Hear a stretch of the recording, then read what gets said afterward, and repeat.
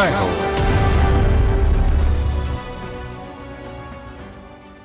నమస్కారం. సామాన్యుల అసమాన విజయగీతిక ఈటీవీ జైహోకు స్వాగతం. ప్రకృతితో మనిషిని అనుసంధానించే కేరళ రాష్ట్రం.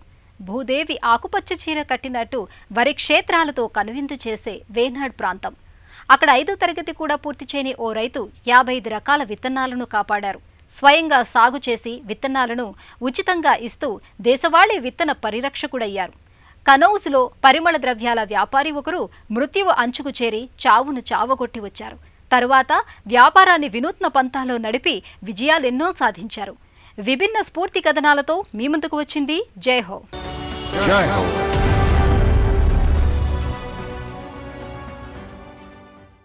వేనాడ్, వయల్నాడ్ అంటే వరి పంటలతో కళకళలాడే భూమి.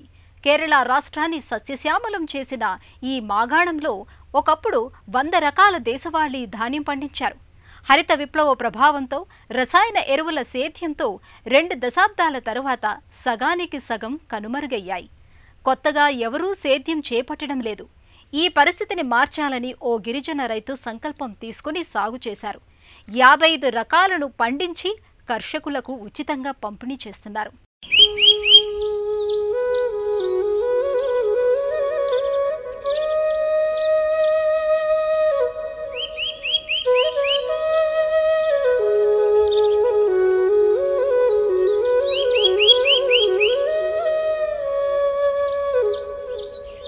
కేరళ రాష్ట్రం వేనాడ్ ప్రకృతి అందాలకు ఆలవాలమైన ఆహ్లాద లోకం.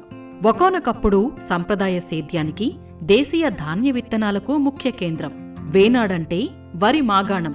దాదాపు అక్కడ 100 రకాలు పండించేవారు. దగ్గర్లోని కమ్మన గ్రామంలో కురిచియా తెగ గిరిజన రైతు చెరువాయల్ రామన్ ఇక్కడో ప్రసిద్ధ వ్యక్తి. 73 ఏళ్ల రామన్ చదివింది 5వ తరగతి. కాని విత్తనాలు, సంప్రదాయ సాగు పరిజ్ఞానం బాగా తెలుసు.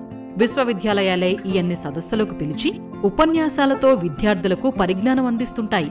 రామన్ కనుమరుగవుతున్న 55 రకాల వడ్లను పండించి విత్తనాలుగా మార్చి అలా విత్తన సంరక్షకుడిగా మారారు. ఈయన పండించే బియ్యంలో పలావు, బిర్యానీ రకాలు, గంధకశాల, జీరకశాల తదితరాలు ఉన్నాయి. జీవితమంతా సేద్యమే. దేశవాళీ ధాన్య రకాల్ని కాపాడేందుకే వెచ్చిస్తున్నారు. പഴയ വസ്തുക്കൾ ശേഖരിച്ചുകൊണ്ടാ വന്നേ. അപ്പൊ ഞാൻ അവരോട് ചോദിച്ചു, എന്താണ് ఈసారి కొందరు వచ్చారు. వాళ్లు పాత వస్తువులు సేకరిస్తున్నారు.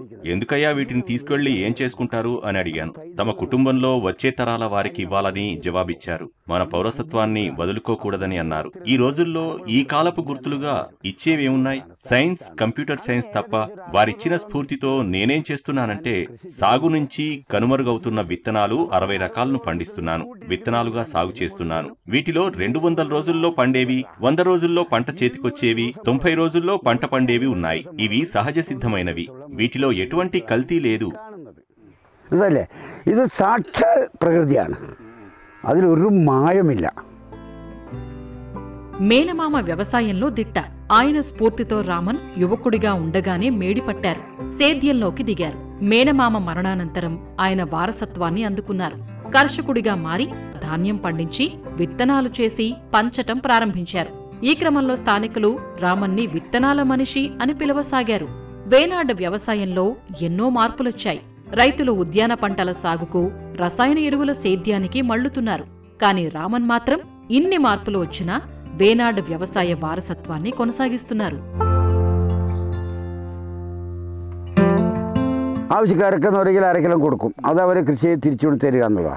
నేను అవసరమైన వారికి విత్తనాలు ఇచ్చాను. పంట చేతికొచ్చిన తర్వాత మళ్లీ అంతే మొత్తం నాకు వెనక్కిచ్చేస్తారు. గత 30 ఏళ్లుగా నేను ఒక్క వడ్లగింజ కూడా విక్రయించలేదు. ఇంటి అవసరాలు తీరాక మిగిలిన ధాన్యాన్ని విత్తనాలుగా చేసి కాపాడుతున్నాను. ఇవి అమ్మటానికి కాదు, ఆకలి తీర్చడానికి తప్ప లాభం కోసం కాదు.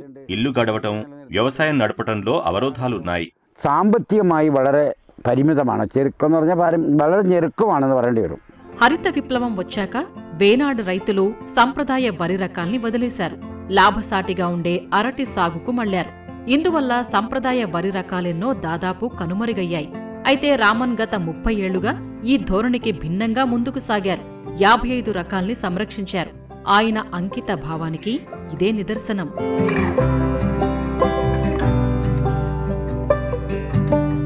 പരമ്പരാഗതമായി ഞങ്ങൾ കർഷകരാണ്. വയനാട്ടിലെ കുറിച്യരാണ് ഞങ്ങളെ. അപ്പോൾ పరంపరాగతమైన కర్షకరాണ്. మేము వేనాడ్ ప్రాంత సంప్రదాయ రైతులం, కురిచియా తెగ గిరిజనులం. మేము వ్యవసాయం ఎప్పుడు ఎలా ప్రారంభించామో చెప్పలేను. నేను సంరక్షించిన వరి విత్తనాలు 500 ఏళ్ల కాలం నాటివి. అవే తరతరాలుగా అందుతున్నాయి. సేద్యమే మాకు జీవనాధారం. కానీ హరిత విప్లవం వచ్చి తీరని హాని చేసింది. ఆదాయాన్నిచ్చే సంప్రదాయ కూరగాయలు, ఆవులు, గేదెలు అన్నీ కనుమరుగయ్యాయి. ఏమీ మిగల్లేదు. എന്ന് പറഞ്ഞാൽ പശു പോയി, ആട് പോയി, കോഴി പോയി, పట్టి, పుచ్చ, పచ్చకర్రీ విత్తులొక్క పోయి. ఇనొന്നും നമുക്ക് పోగానిല്ല. రైతు రామన్ విత్తన సంరక్షణ పద్ధతులు ఖచ్చితంగా ఉంటాయి. ఇందులో విత్తనాల్ని సంప్రదాయ పద్ధతిలో శుద్ధి చేసి ఆరబెడతారు. ఇందువల్ల విత్తనాల స్థితి బావుంటుంది, ప్రతికూలతల్ని తట్టుకుంటాయి. విత్తనాలని ఆయన వెదురు బుట్టల్లో, వస్తువుల్లో భద్రపరుస్తారు. స్థిర వ్యవసాయంలో ఆయన అనుసరించే పద్ధతులు సంప్రదాయ పరిజ్ఞాన ప్రాముఖ్యాన్ని చాటి చెబుతాయి. ഞാൻ കഴിഞ്ഞ പ്രാവശ്യം നമ്മൾ ജില്ലാ కలెక్టరోട് ഒരു കാര്യം ఆവശ്యപ്പെട്ടു.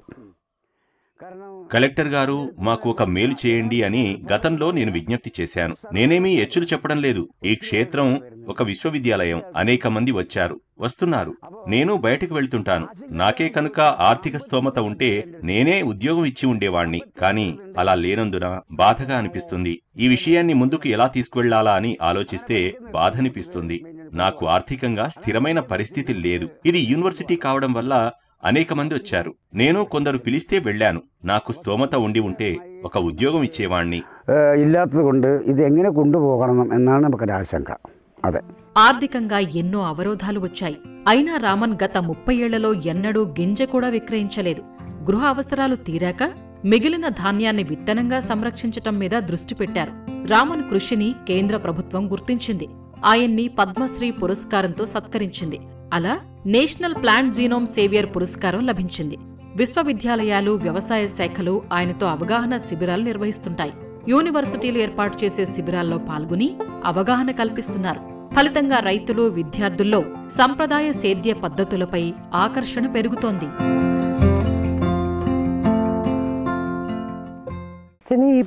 పద్మశ్రీ കിട്ടിയതോടുകൂടി തിരക്കായി. പിന്നെ పద్మశ్రీ పురస్కారం వచ్చాక నాన్న చాలా బిజీ అయ్యారు. ప్రతి విత్తనాన్ని మార్చడం చాలా కష్టం. ఈ పని ఆయనొక్కరే చేయలేరు. ఆరోగ్యము అంతగా బాగాలేదు. స్మార్ట్ ఫోన్ తో ఏమీ చేయలేరు. ఆయనకి అవగాహన లేదు. నేనే సాయం చేస్తుంటాను. నేనే అందరికీ పంపిస్తుంటాను. എല്ലാ കാര്യങ്ങളും ഞാനാണ് ചെയ്തു കൊടുക്കുക. తొలివాన పరిమళం ఎలా ఉంటుంది తెలుసుకోవాలంటే తిరిగి ఏడాది దాకా ఆగాల? అంత అవసరం లేదు. కనౌజ్లో అచ్చంగా అలాంటి సహజ పరిమళాలు అత్తర్లు తయారు చేస్తున్నారు విజయ్ తివారీ అనే వ్యాపారి. పొగాకు సంబంధిత పదార్థాలు నమిలి ప్రాణం మీదకు తెచ్చుకున్న ఆయన ఎట్టకేలకు చావును జయించారు. అప్పుడు వచ్చిన పరివర్తనతో పరిమళ వ్యాపారంలో సహజ అత్తర్ల తయారీకి మారిపోయారు. ఎన్నో విజయాలు చూశారు.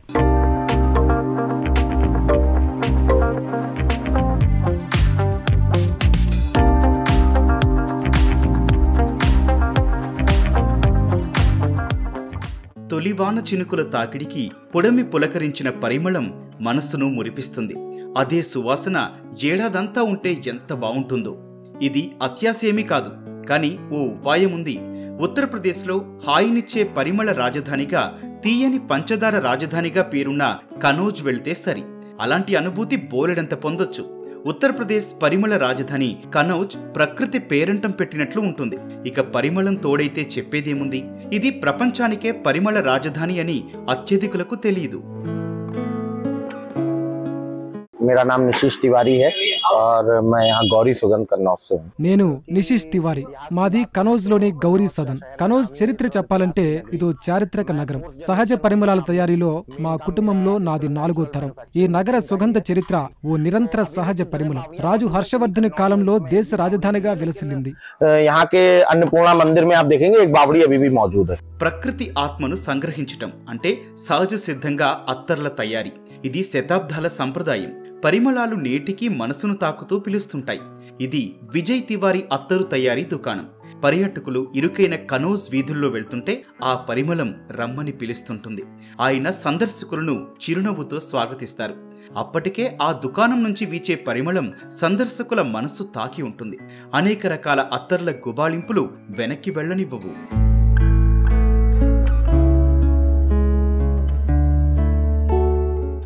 मेरा नाम विजय तिवारी है। నా పేరు విజయ్ తివారీ. ఈ కనౌజ్ నగరం మా స్వస్థలం. నాకు భార్య, కుమారుడు, కుమార్తె ఉన్నారు. ఈ మధ్య కుమార్తె వివాహం చేశాం. ఇది మా కుటుంబ వారసత్వ వ్యాపారం. ఇప్పుడు 4వ తరం వారసులు నిర్వహిస్తున్నారు. 1984లో ఒక పెద్ద మార్పు చేశాం. కనౌజ్లో మా సొంత వ్యాపార నిలయం ఏర్పాటు చేశాం. ప్రస్తుతం షోరూంను మా అబ్బాయి చూస్తున్నాడు. 2011 దాకా మేము అందరిలానే కృత్రిమ రసాయనాలతో పరిమళ ద్రవ్యాలను తయారు చేశాం. కానీ హఠాత్తుగా ఓ పిడుగులాంటి వార్త. నాకు క్యాన్సర్ ఉందని తేల్చారు వైద్యులు. जैसा कन्नौज में सबका है वैसे ही हमारा भी था। केमिकल कंपाउंड ये वो, उसके बाद हमको 2011 में कैंसर हो गया था। గుబాళించే సంప్రదాయ అత్తరు పరిమళాల తయారీలోకి మారిపోవటానికి గుబులెత్తించే వెతలున్నాయి. అయినా తపన ఉంది. ఉదయాన్నే కనౌజ్లో తెలివైన కొందరు రైతులు ఉదయం నిద్ర లేవగానే తాజా గులాబీ రేకులను సేకరిస్తారు. అవి మంచి పరిమళాన్ని అందించే సమయం. కొంచెం పెళుసుగా ఉండే ఈ గులాబీ పువ్వులు మామూలు సమయాల్లో కంటే సహజ సిద్ధంగా పరిమళం వెదజల్లుతుంటాయి.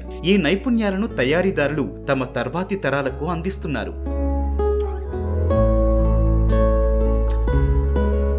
और कैंसर में हो क्या गया, सजा मिली हम तो ये कहेंगे। మళ్లీ నా సొంత కథలోకి వస్తాను. పొగాకు, గుట్కా, పాన్ మసాలా నమిలే వారికి క్యాన్సర్ వచ్చే అవకాశాలు ఎక్కువ. నాకు జబ్బు చేశాక 2011లో నా జీవన శైలిలోనే కాదు, వ్యాపారంలోనూ మార్పులు చేశాను. మేము ప్రకృతి సిద్ధ పదార్థాల తయారీకి మారిపోయాం. భగవంతుని దయ కావచ్చు, మా నిర్ణయం విజయవంతమైంది. మేము ఒక కొత్త ఫ్యాక్టరీ నెలకొల్పాం. సహజ పరిమళాలు అరేబియన్ జాస్మిన్, గులాబీ, మట్టి, గసగసాలు, గోరింటాకు, సిఫ్రియోల్లను కలిపి పరిమళం తయారు చేస్తాం. రసాయన పదార్థాలేవి ఉండవు. सब नेचुरल का ही हम पूरा काम करते हैं। कोई केमिकल कंपाउंड इस टाइप का कुछ भी नहीं। వీటిలో ఒకటి బెంగాల్ నుంచి, మరోటి యూపీ నుంచి వచ్చాయి. మూసివేసి పైన ఉంచుతాం. ట్రాక్టర్కు ఒక యంత్రం అమర్చి ఉంటుంది. మేము దీన్ని కత్తరించి యంత్రంలో వేసి సీల్ చేసినట్లు మూసివేస్తాం. వెనుక కండెన్సర్ ఉంది. దాని నుంచి చుక్కలు చుక్కలుగా వస్తుంది. అక్కడే నిల్వ ఉంటుంది. రాగి పాత్ర కింద మంటతో ప్రత్యేక ప్రక్రియతో తయారు చేస్తున్నారు. ఇందులో సువాసన జోడించేందుకు ఉపయోగించే మట్టిని స్థానిక కుండలు తయారు చేసే వారి నుంచి తీసుకుంటాం. जो अपना बर्तन, मिट्टी के बर्तन वगैरह बनाते हैं कुम्हार लोग, उन्हीं से लेते हैं हम लोग। సంప్రదాయ కుండలు చేసేవారి దగ్గర మట్టిని సేకరించి ఆవిరి లేదా స్వేదన ప్రక్రియతో అత్తరు తయారు చేస్తారు. పొయ్యి వెలిగించినప్పుడు ఆ మట్టి మంటల వేడికి భూమి నుంచి సుగంధ వాయువులు వస్తాయి. తొలిసారి సేకరించే బిందువులను జాగ్రత్తగా సేకరిస్తారు. గులాబీ అత్తరు సహజ పరిమళాలు చల్లగా తాకుతాయి.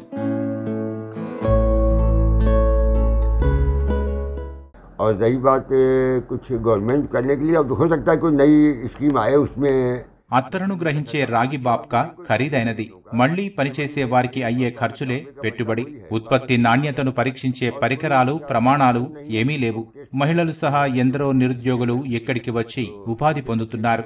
పదార్థాలను ఎండబెట్టడం లేదా సేకరించే పనుల్లో సాయపడతారు. పురుషులు వస్తువులను కత్తిరించటం, లోడ్ చేసే పనుల్లో ఉంటారు. जेंट्स हैं, वो अपना माल भरना है, डेग में काटना है, काफी काम है। విజయ్ ఆవిష్కారాలలో మట్టి పరిమళాల మిట్టి అత్తర్ ముఖ్యమైంది. ఇది తొలివానకు తడిసిన పొడమి పరిమళాలను ఇస్తుంది. సంప్రదాయ రాగి కాకులతో తయారు చేస్తున్నారు. అద్భుత పరిమళం వెలువడుతుంది. మంటల్లో కాగి స్వేదన పద్ధతిలో కాగుపైన ఉంచిన ఆకుల మీద బిందువులు చేరతాయి. వాటిని సేకరిస్తారు. ప్రత్యేక సీసాల్లో నింపుతారు. ఈ పరిమళం కనౌజ్దే. బాబ్కా అనే సంగ్రహిస్తుంది. కుప్పి అనే ఒక రకమైన తోలు సంచిలో ఉంచుతారు. బాబ్కా చల్లగా మారిన తర్వాత నీటిని, పరిమళ తైలాన్ని వేరు చేస్తారు. నీరు ఆవిరయ్యాక పరిమళ ద్రవ్యం మిగులుతుంది. కనౌజ్ పరిమళం పేరుతో ప్రపంచాన్ని తాకుతుంది.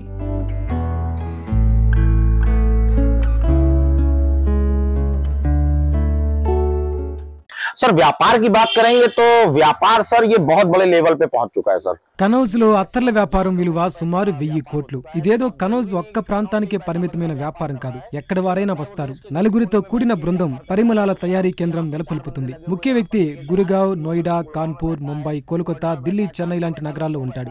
దేశంలో అత్తర్ వ్యాపారం జరిగే ప్రతి నగరంలో ఒక్కరైనా కనౌజ్ వాసి ఉంటాడంటే అతిశయోక్తి కాదు. लोगों को तो मोस्टली मुझे लगता है भारत देश के हर शहर में तो कन्नौज का बंदा बैठा ही है ऑफिस लिए।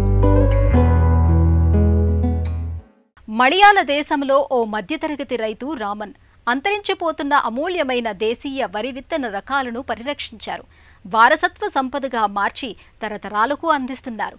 ఉత్తరాదిన కనౌజులో పరిమళాల తయారీ వ్యాపారి విజయ్ తివారీ ఓ సంఘటన తెచ్చిన పరివర్తనతో పరిమళ వ్యాపారాన్ని కొత్త పంతాలో నడిపారు, విజయగాథ రాశారు. మరిన్ని కథనాలతో వచ్చే వారం జైహోలో మళ్ళీ కలుద్దాం. నమస్కారం.